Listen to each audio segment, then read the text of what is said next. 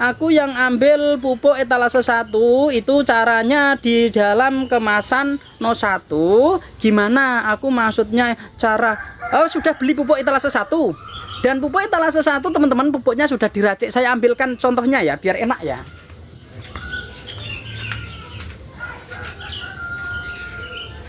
Saya ambilkan contohnya. Pupuk etalase 1 adalah pupuk pertumbuhan ya teman-teman. Pupuknya sudah diracik dan di dalam kemasan ya. Itu juga sudah ada cara penggunaannya ya. Pupuknya sudah diracik dari bahan yang ada di etalase. Ya. Ya. Bahannya ada di etalase. Nah, Pak Ustadz, Pak Ustadz piye to ki? Ya. Jadi pupuk pertumbuhan ini sudah saya racik. Nanti teman-teman kalau mau menggunakan di dalam satu paket isinya 4. Ya, satu picisnya di dalam satu paket ini isinya 4 picis. 4 picis. Di dalam satu picis ini isinya ada 4 pupuk lah, 4 pupuk seperti di foto. Jadi pupuknya sudah diracik tinggal pakai. Jadi pupuknya jawab atas doa-doamu, asik. Ya dijawab lah engkau, amin ngono. Aku tuh siap tampung anum. Siap tampung. Karni kristal cocok tanpa naungan dan genjah enggak bang? Karni kristal ini yo gini loh teman-teman, saya kasih tahu informasi ya. Sebenarnya untuk tanaman anggur itu enggak ada yang cocok tanpa naungan. Jujur saya. Jujur, kalau ada orang beredukasi dia bilang tanpa naungan bagus-bagus itu bohong. Kemungkinan beliau baru nanam anggur, jadi terlalu terpesona dengan anggurnya. Kalau orang yang menanam anggur sudah lama, mereka akan tahu bahwa memang sesungguhnya tanaman anggur tidak ada yang kuat tanpa naungan. Ini saya bicara jujur sama teman-teman, ya, bicara jujur, tidak saya bumbu-bumbuin, ya. Pupuk-pupuk di saya ini semuanya sudah diracik dan saya informasikan buat teman-teman yang menanam tanaman anggur, ya, yang menanam tanaman anggur. Tanaman anggur itu tidak ada yang kuat tanpa tanpa naungan, ya. Kenapa? Karena memang daun anggur ini sensitif atau alergi. Kalau kita bicara alergi ya, alergi dengan pupuknya masih banyak bang, gimana dong? Alah ya Allah, nggak dipakai apa piye toh? Ya sampean itu tukune ugal-ugalan no. Tanduran gur loro kok tukune ugal-ugalan. Berapa itu Mbak Tin ya? Mbak Tin itu untuk hemat ongkir teman-teman, sekali beli itu kadang-kadang 3 kilo. Kalau 3 kilo itu 1 kilonya isinya 5, berarti belinya itu sekali 15, 20. Kalau ditanam di ruangan rumah boleh bang. Di ruangan rumah boleh, yang penting dapat sinar matahari. Intinya tanaman anggur itu dapat sinar matahari teman-teman. Ya, tanaman anggur itu dapat sinar matahari ya. Jadi buat teman-teman intinya ya, tanaman anggur itu harus menggunakan naungan. Kalau tidak menggunakan naungan bisa hidup, bisa berbuah, tetapi buah itu kebanyakan tidak selamat sampai panen teman-teman. Bang, saya mau pembungkus anggurnya. Alah yo urung tak gawe. Ndak lah, ngapain baper?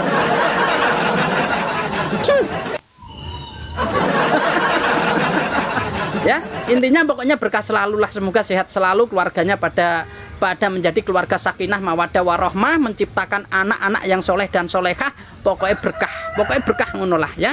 Intinya seperti itu teman-teman ya. Nah, pokoknya intinya berkah. Dari kesendirian saya sekarang alhamdulillah mendapatkan hasil yang luar biasa. Pokoknya buat teman-teman ya yang ingin menanam tanaman anggur, sekarang kan begini. Dulu memang kemaraunya masih bisa mendukung. Sekarang kemaraunya tidak bisa mendukung teman-teman. Apalagi ketika kita merawat buah anggur itu kan masa dari bunga sampai panen itu 4 bulan. Sedangkan kemarau kita itu tidak nyampe 4 bulan sekarang. Kadang-kadang baru 2 bulan sudah hujan. Kirim aku lah Bang Al, tinggal check out nih. Kok tinggal check out lah. Ini ada bibit ya, ada bibit 1 meteran. Monggo silahkan. No, tinggal check out. Nah, Tinggal check out tuh ada bibit. Nah, wis ngono kurang opo aku. Wis ora usah bayarin kok karo kurir.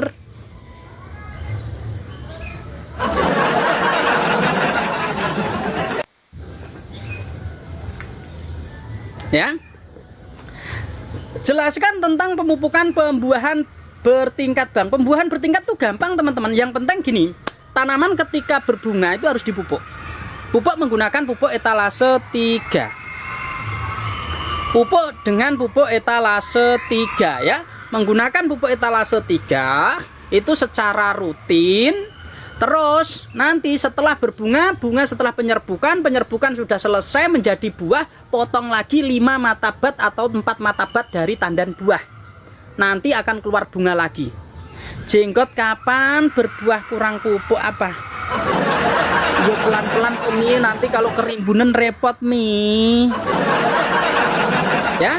Nah, nanti teman-teman secara otomatis dia akan keluar bunga. Sebenarnya juga tidak semua tanaman anggur itu bisa seperti itu ya, seperti itu. Bibit anggur hijau ada, Bang.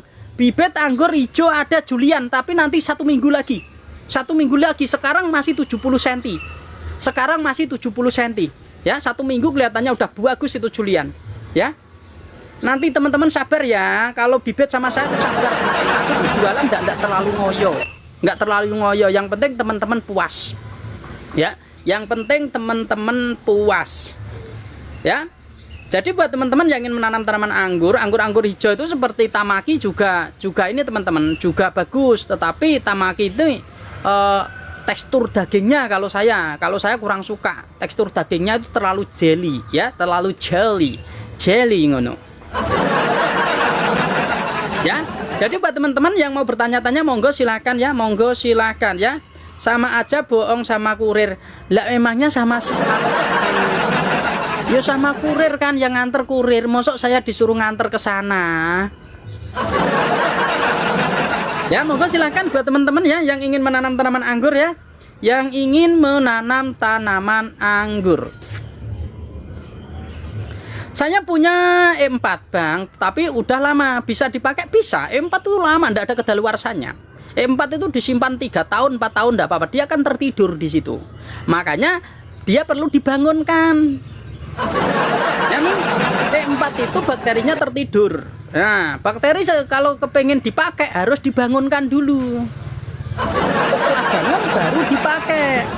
Etalase 3 Mag-S itu magnesium sulfat saya, Bang. Pupuknya sudah diracik, Mbak Isma. Iya, ya pupuk di sini tuh semuanya sudah diracik. Jadi teman-teman enggak usah pusing, ya. Teman-teman sudah tidak pusing. Walaupun teman-teman sama punya pupuk sama, belum tentu sama hasilnya dengan pupuk saya.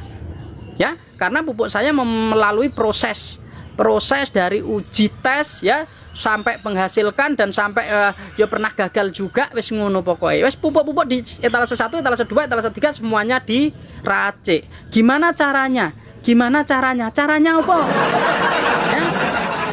Ya caranya apa itu, Mbak Marif? Ya.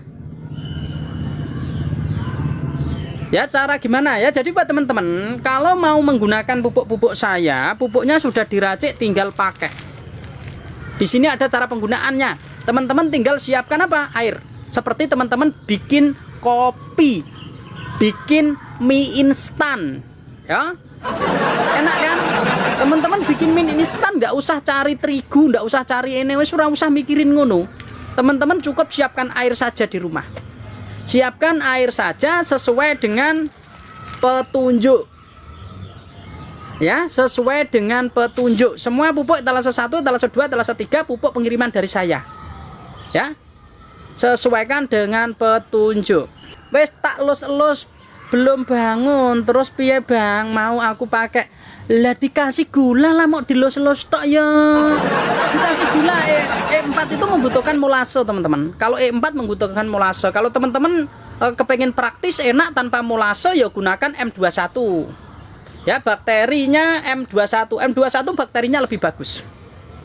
Ya, M21 bakterinya lebih bagus. Ya. M21 ini teman-teman enggak usah cari molase, enggak usah cari gula. Kalau E4 kita membutuhkan gula untuk menghidupkan bakteri yang tertidur.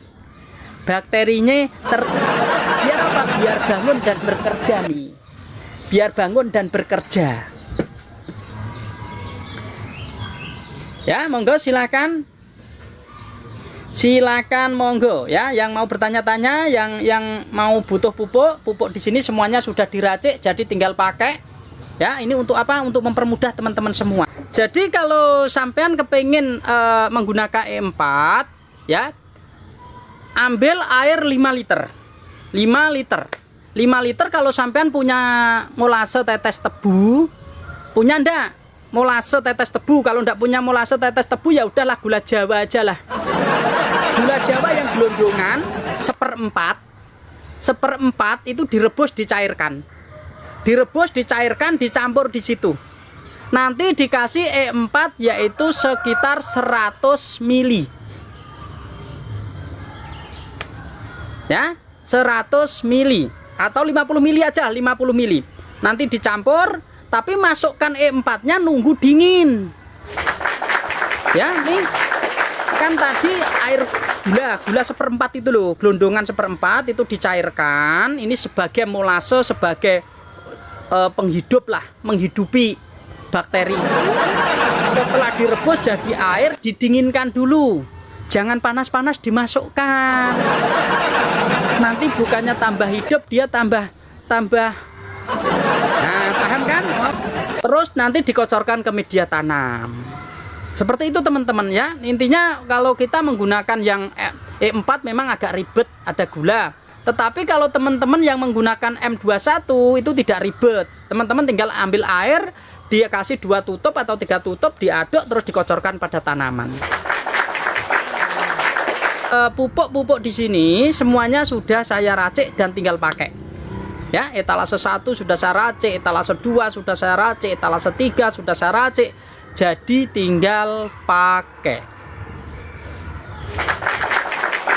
Media bekas tanaman tomat bisa dipakai buat pohon anggur enggak, Bang? Tergantung kamu membuatnya medianya gimana. Ya. Mbak Nur, waktu bikin media tanam ini rencananya mau untuk apa? Kalau saya teman-teman, saya mau nanam stroberi. Nah, saya mau nanam stroberi. Jadi sebelum stroberi saya tanam, itu saya tanamin timun. Tetapi saya menggunakan media tanam stroberi. Nah, kalau sampean kepengen menggunakan media tanam yang kemarin dipakai untuk nanam tomat, silakan sampean ya tambahin sekam bakar 1:1, media lama 1, sekam bakarnya 1 ya. Nanti setelah timun ini 1 bulan baru nanti saya susulkan stroberi di sini teman-teman ya. Bang, pakainya jarak ke naungan berapa cm? Minimal 70 cm. 70 cm biar daunnya tidak rusak teman-teman. Saya perhatikan tuh teman-teman kadang-kadang terlalu mepet. Jadi nanti beresiko pada daun. Daunnya nanti melengkungnya jelek, terus warnanya jelek, kekusaman dan lain sebagainya. Terus bunga juga mudah namanya kering.